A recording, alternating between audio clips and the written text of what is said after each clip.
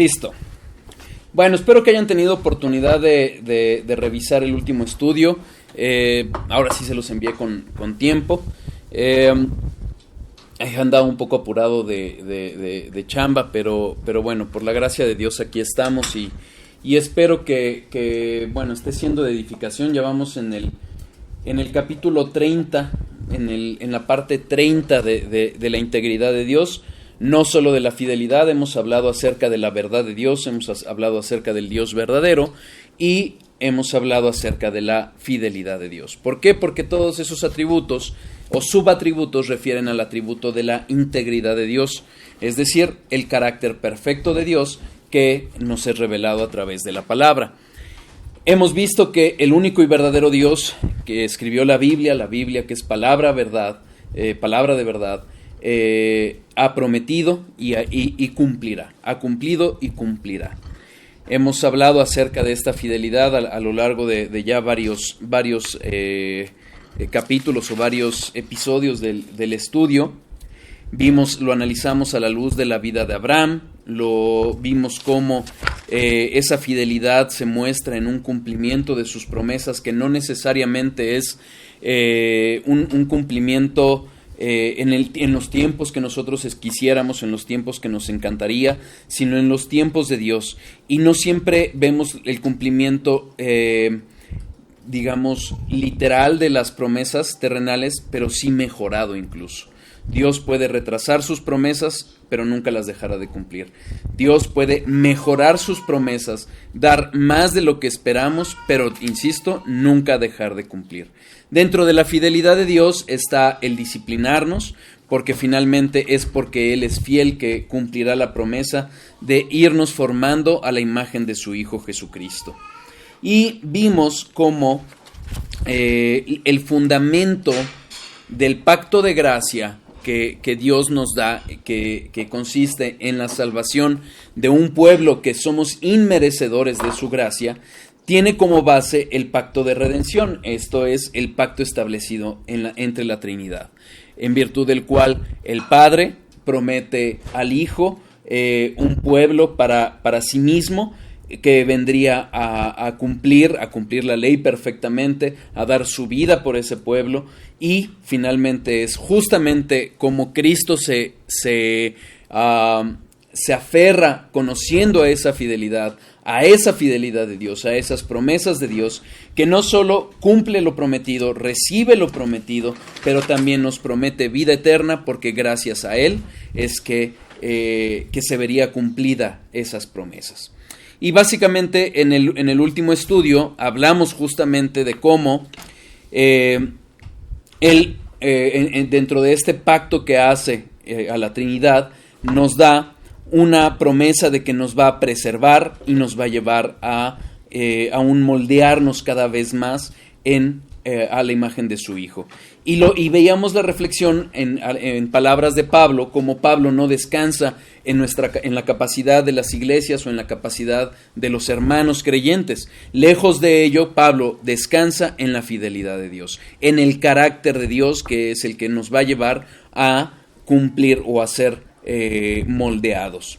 Vimos una reflexión acerca de cómo este pacto de redención que llevó al Padre a amar a ese pueblo a pesar de ser pecadores, a pesar de ser incluso sus enemigos, es el mismo reflejo que debe de haber en el pacto matrimonial. Es gracias a que hay un pacto entre un hombre y una mujer, no existen las barbaridades que hoy vemos en el mundo occidental. El pacto de matrimonial entre un hombre y una mujer es la base del amor. No existe tal cosa como se acabó el amor y por eso nos divorciamos. Esa no es una justificación. Sin duda, si una de las partes rompe el pacto, ya no existe la obligación de parte de la otra de seguir amando a su cónyuge. Vimos también entonces que gracias a esa fidelidad es que Dios va a permanecer comprometido y leal a su palabra. ¿Por qué? Porque Él es Dios y Él no puede fallar a sí mismo, no puede dejar de ser Dios, no puede dejar de ser fiel. Y gracias a esa fidelidad es que nosotros podemos tener certeza de la vida eterna. Insisto, evidentemente la vida eterna no es para todas las personas, es para los hijos de Dios. Y si no hay una evidencia, como lo veremos primero Dios en el estudio de hoy, si no hay una fidelidad de nuestra parte es porque no ha habido siquiera una salvación. Gruden dice que la esencia de la verdadera fe es tomarle la palabra a Dios y confiar en que Dios hará lo prometido. Dios es fiable y podemos descansar en Dios. Así vemos como David mismo también descansó en la fidelidad, en las misericordias prometidas a David, él descansó. Mark Jones afirma, la fidelidad de Dios es el cimiento mismo de la fe de la religión cristiana. Y empezamos a ver, y ya con esto retomamos el estudio y empezamos a estudiar, bueno, ya a verlo detenidamente. Solo lo anuncié en el estudio pasado. Acompáñenme a Deuteronomio 7, por favor. Si hay dudas, si hay comentarios, adelante, pueden intervenir o mandar un mensaje también. Acompáñenme a Deuteronomio 7, por favor. Si ustedes recuerdan, empezamos hablando justamente de este aspecto de la fidelidad de Dios. Deuteronomio 7, versículo 9.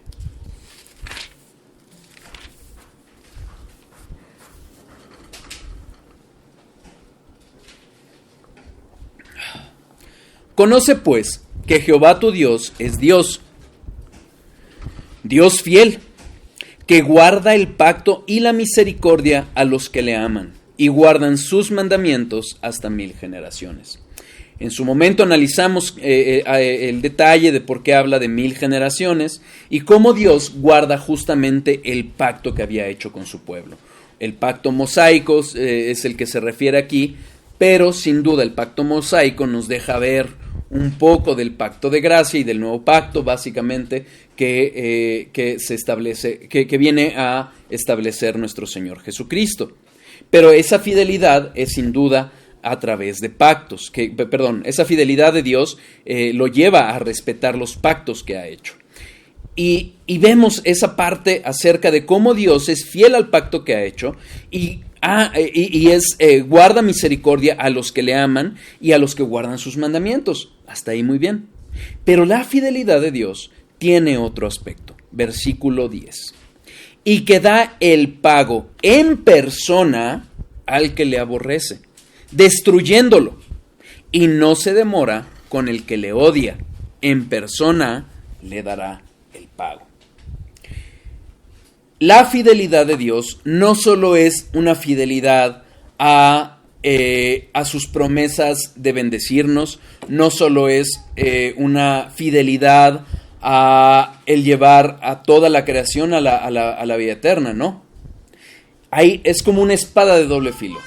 Dios es fiel para cuando ha prometido bendecir, pero también fiel cuando ha prometido castigar el pecado. Dios es fiel a su palabra es verdad, y a su pacto. Y vimos entonces que esta fidelidad que se ve reflejada en los versículos 9 y 10 es una fidelidad al nombre de Dios, es decir, a su carácter, a ese carácter de Dios que no es solo amor, como algunas iglesias lo quieren pintar, sino también es Dios justo, Dios de verdad, Dios santo.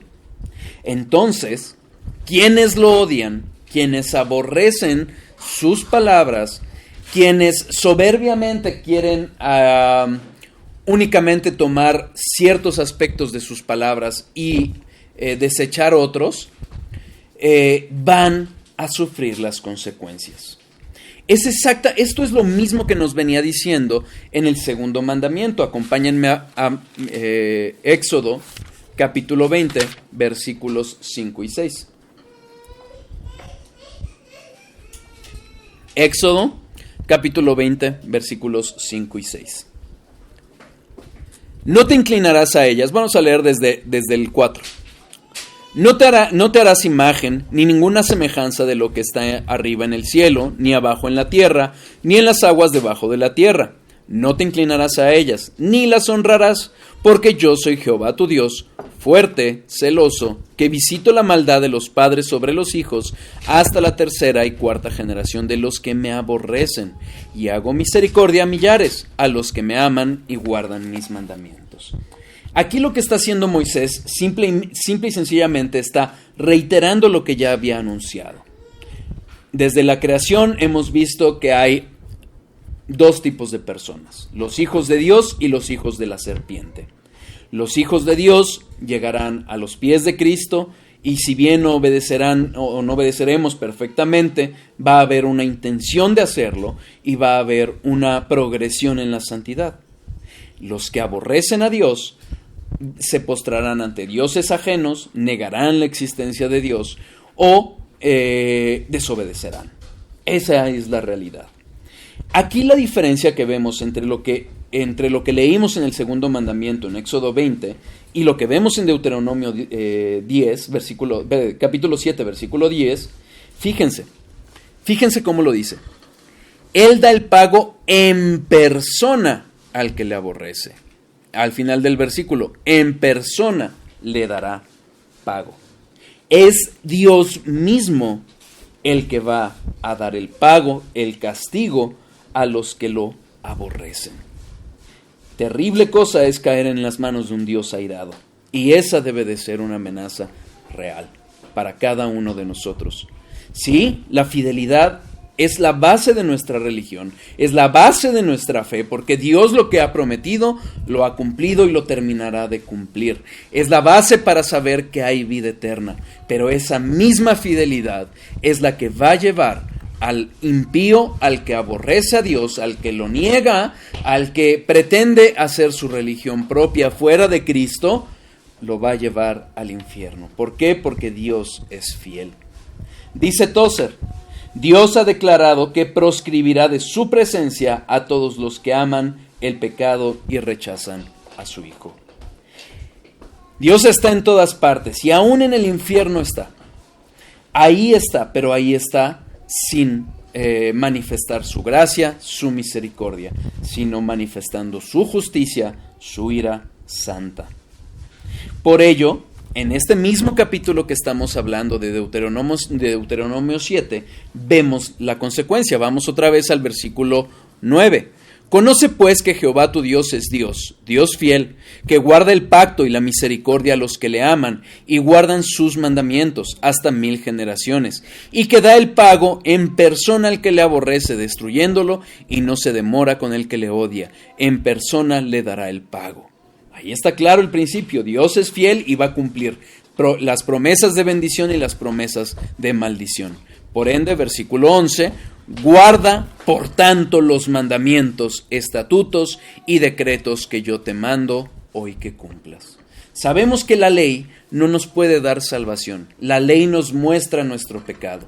Pero justamente viendo la fidelidad de Dios, ese pacto que ha hecho, ese pacto que ha venido anunciando y nos muestra que no podemos guardar a la perfección la ley, que tenemos que hacer, ir a los pies de nuestro Señor Jesucristo en arrepentimiento y fiel.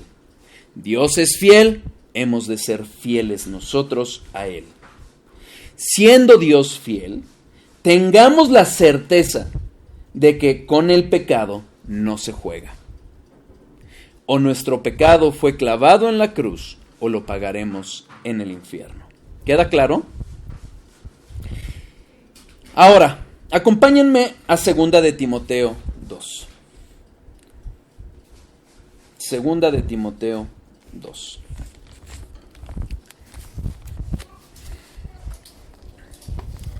Versículo 13. Ahorita le damos contexto, no se preocupen. Quiero leerles el versículo, porque mi crítica es para aquellos que hacen esa interpretación desligada del contexto. 2 de Timoteo 2, capítulo 2, versículo 13. Si fuéramos infieles, Él permanece fiel. Él no puede negarse a sí mismo. En negarse a sí mismo. En círculos carismáticos pentecostales les encanta este versículo. Alguna vez, cuando por la gracia de Dios salimos de la secta de las que le he hablado y que quizás hoy todavía toquemos un poquito más de ello. Por la gracia de Dios salimos de ahí.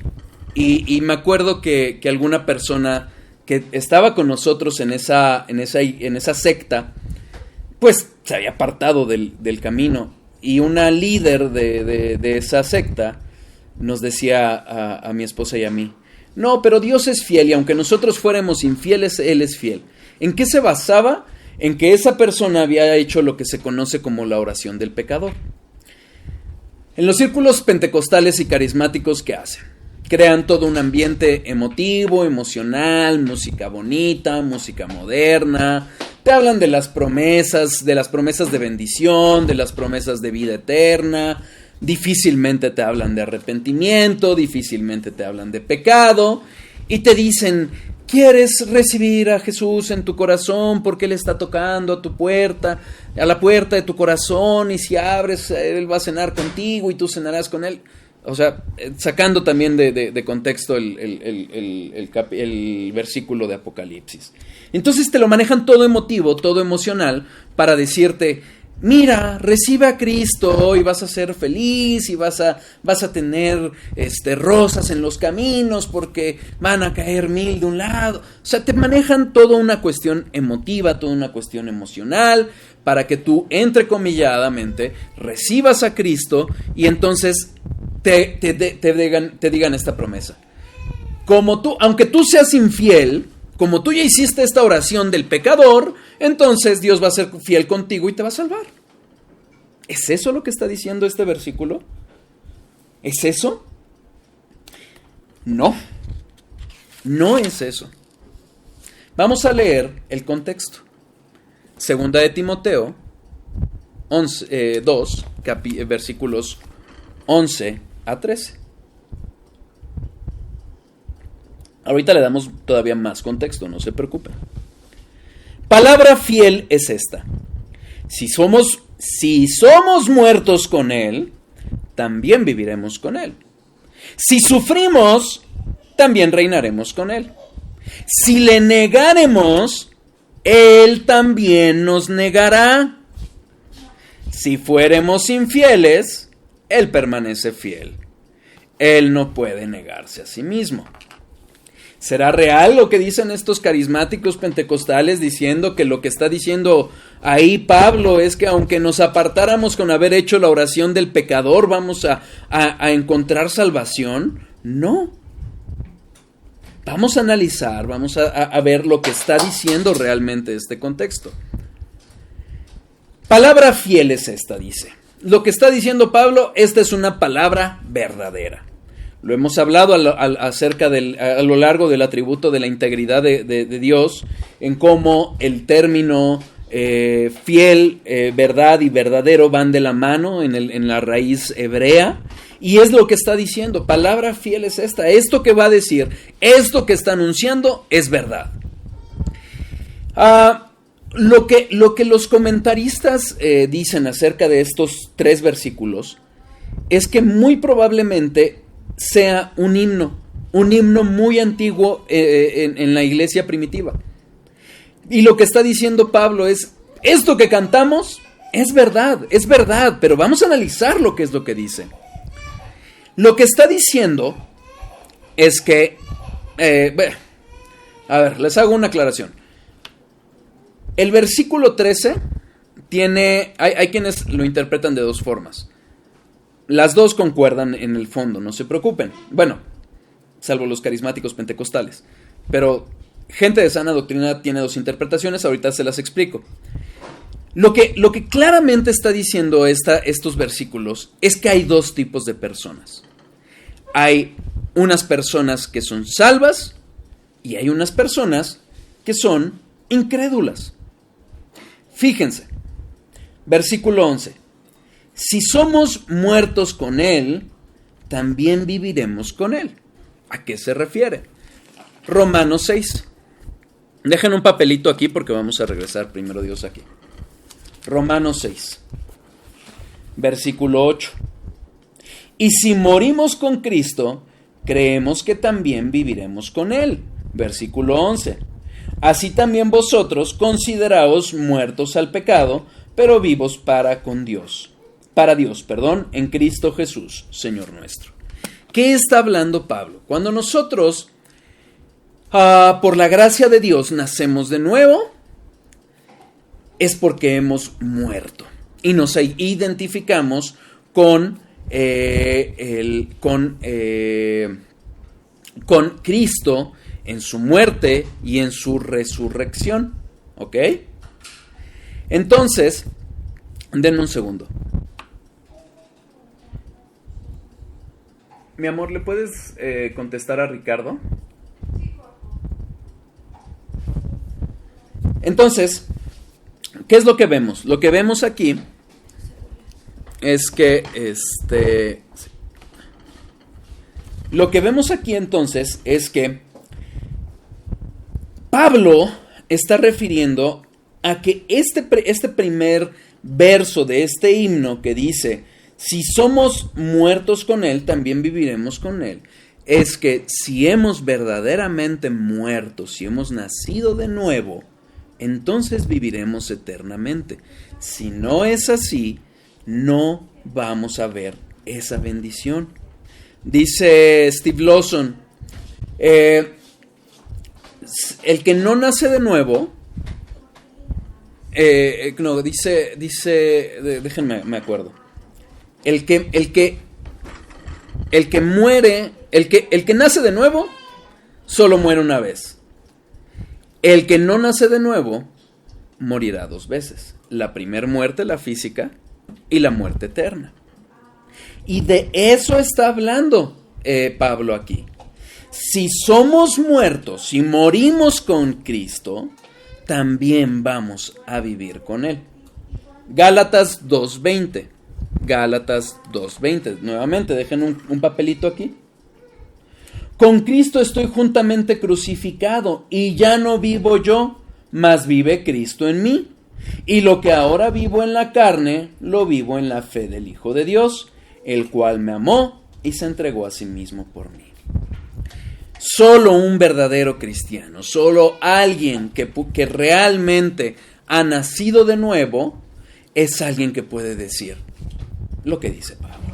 Ya no vivo yo, sino Cristo en mí. ¿Queda claro? Entonces, ese verso de ese himno refiere a esa muerte que experimentamos los verdaderos hijos de Dios al nacer de nuevo, la muerte al yo y la muerte que venimos viviendo en esa purificación de nuestras vidas. Abro un paréntesis. Hay algunos que dicen que también refiere a la idea de martirio. Por el contexto que vamos a ver un poquito más adelante, puede ser que también se refiera al martirio. Pero ojo, aun si hablase de martirio, esta muerte que refiere el versículo 11, debemos de entender algo. Solo un verdadero cristiano, un nacido de nuevo, y por ende, alguien que ya se identificó con la muerte en la cruz con Cristo, puede afirmar lo que Pablo afirma en Filipenses 1:21. Porque para mí, el vivir es Cristo y el morir es ganancia. ¿Ok? No los martirios que maneja la Roma en el sentido de que te ganas el cielo por morir mártir, no. La realidad es que si verdaderamente eres cristiano, no te va a importar morir por el nombre de Cristo, como lo vamos a ver en el siguiente verso de 2 de Timoteo 2, versículo 12. Si sufrimos, también reinaremos con Él. ¿A qué se refiere? Romanos 8:17.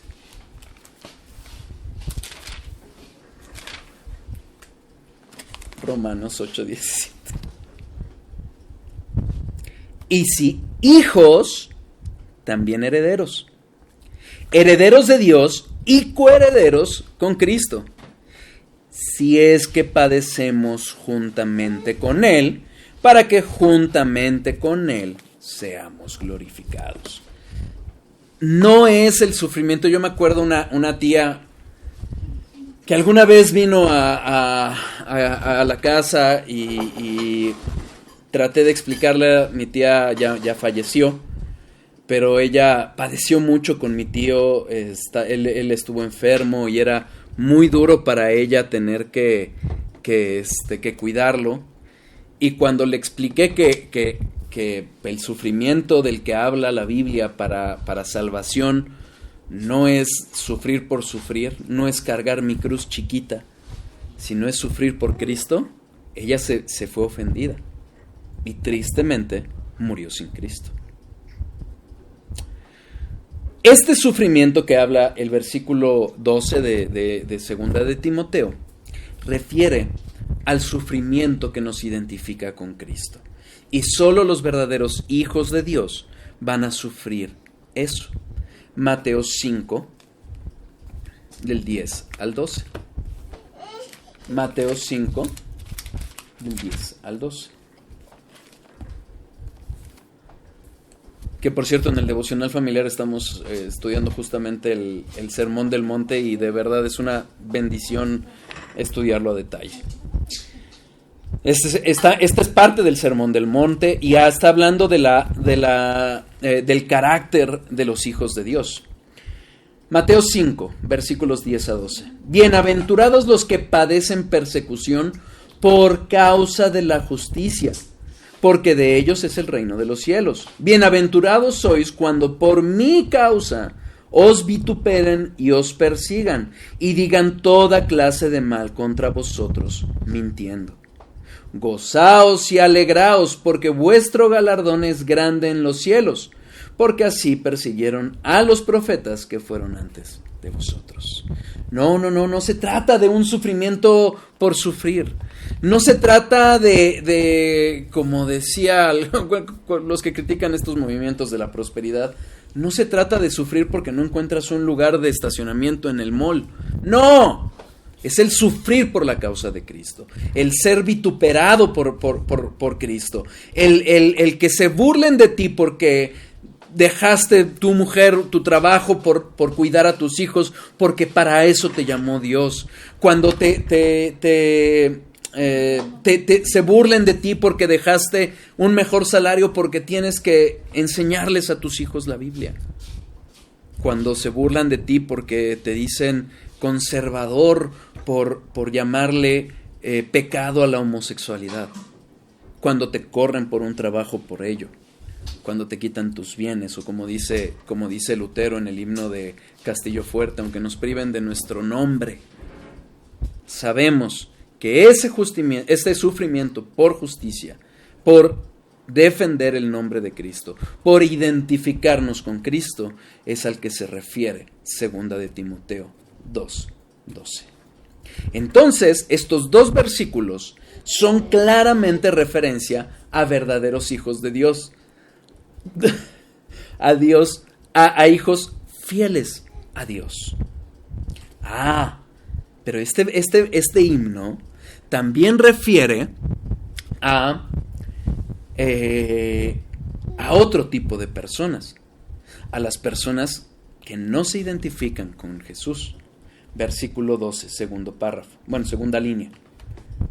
Si le negáremos, Él también nos negará. Acompáñenme a Mateo 10:33. Mateo 10:33.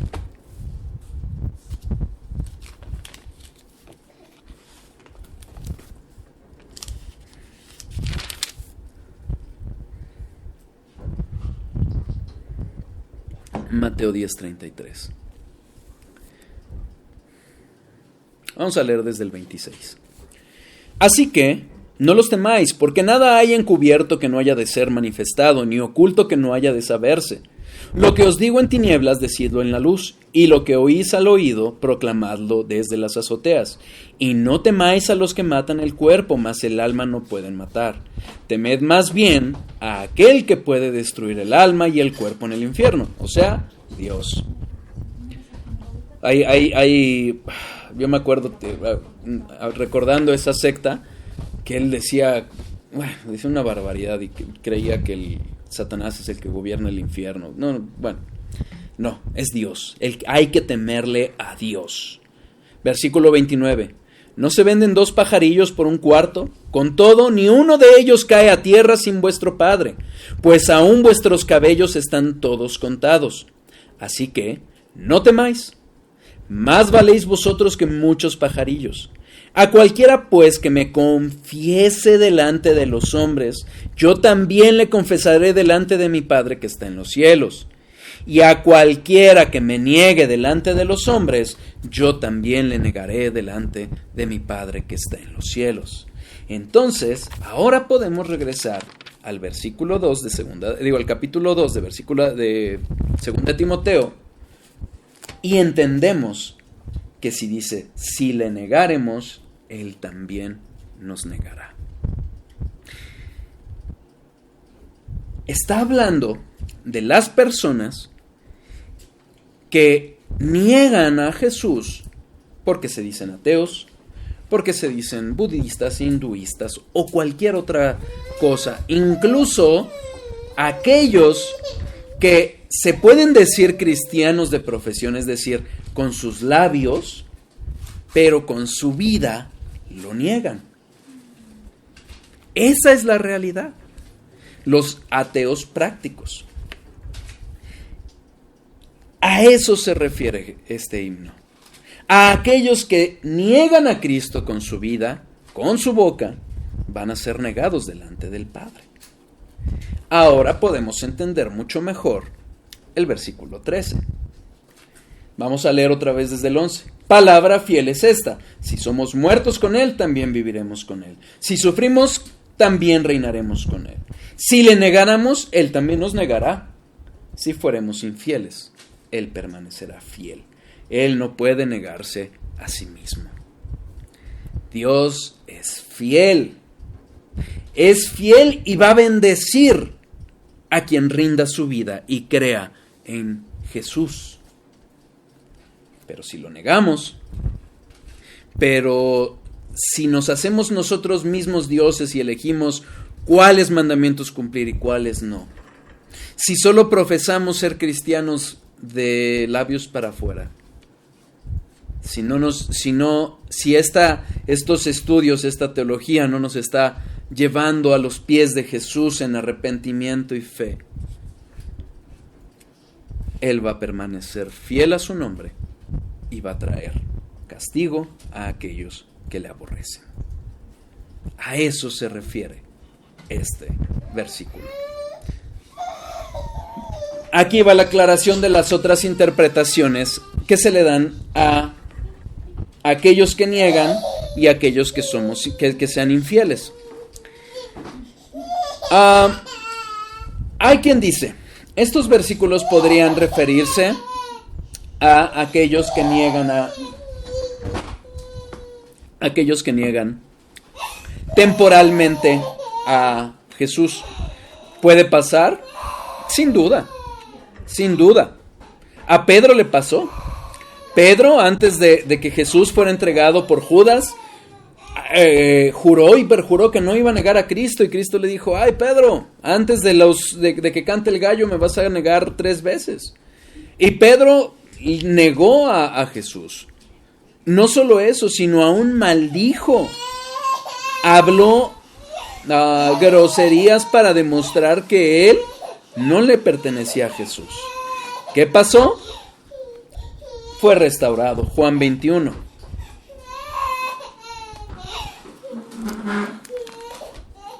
Versículos 17 a 19.